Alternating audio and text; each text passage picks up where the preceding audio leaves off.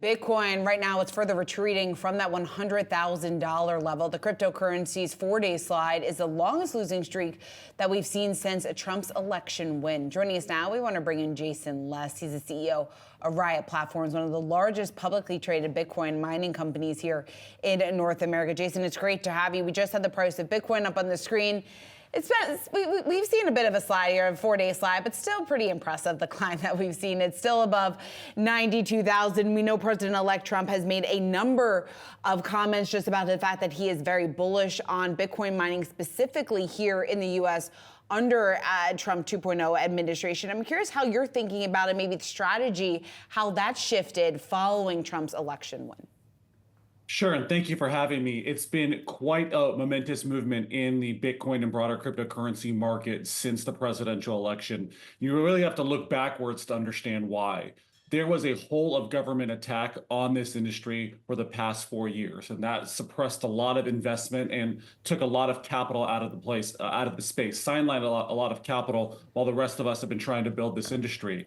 And by simply being friendly and not adversarial, the new Trump administration has lifted a massive regulatory burden that was carried over this whole space. So I think that's why you're seeing a lot of excitement and movement in the price immediately following that election. I know there's been a number of engagements and projects that President-elect Trump have talked about relative to Bitcoin and cryptocurrency. And as industry leaders, we are very excited to engage with the new administration on these projects. But I would say by simply not being adversarial, even being just neutral, it is a 180-degree environment from what we have dealt with for the past 4 years. How do you anticipate it impacting your business specifically? Because I know over the past year to date, for example, if I look at your stock, it's down a little over 24%. Do you expect to see a read-through? Yeah, I think that with the new administration in the White House, with the changes that we've seen in Congress, we have opened the way for new regulatory clarity to come through. There's been a number of bills that have not been able to be passed because opponents to the space, both in Congress and in the White House, did not allow them to move forward. A lot of investors are sidelined because of regulatory clarity. I also think the new administration's view on energy and energy policy is very bullish for not only Bitcoin miners, but HPC AI data center developers as well, and all sorts of technology that needs more power. So I'm very excited about the new era that we're going into this industry. While a lot of the Bitcoin stocks have suffered year to date, I think you've seen tremendous rise, Riot specifically up about 40% over the past 3 months. A lot of that kicked in following the election. We also have heard talk about the fact that President-elect Trump could appoint a crypto czar. Is that just another catalyst you're seeing for the industry?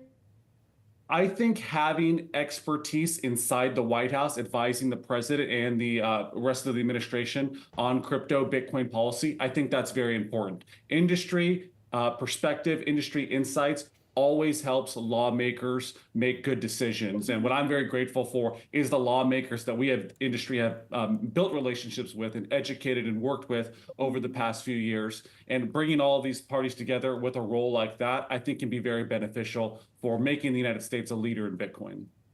We've also seen a slew of companies benefiting from the broader Bitcoin rally. One of them, of course, being Microstrategy, continuing to buy Bitcoin at its highs, even issuing debt to be able to purchase more Bitcoin, which then pushes the stock higher. Would you consider a similar process over at Riot?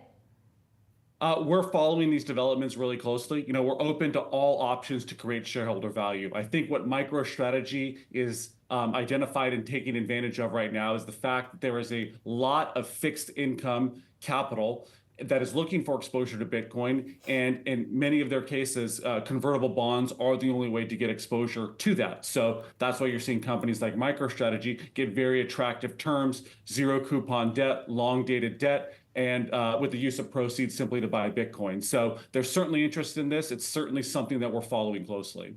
That sounds a little bubbly to me, Jason.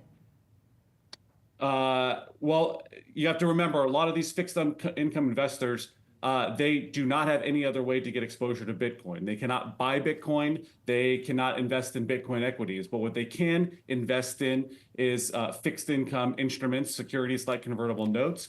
And there's still a conversion premium, so those investors are getting a return, and it's well, it's unsecured debt. It is effectively, built on top of the foundation of Bitcoin that MicroStrategy has built. So I don't know if I would use the word bubbly, but what I would say is there is a momentous amount of demand right now.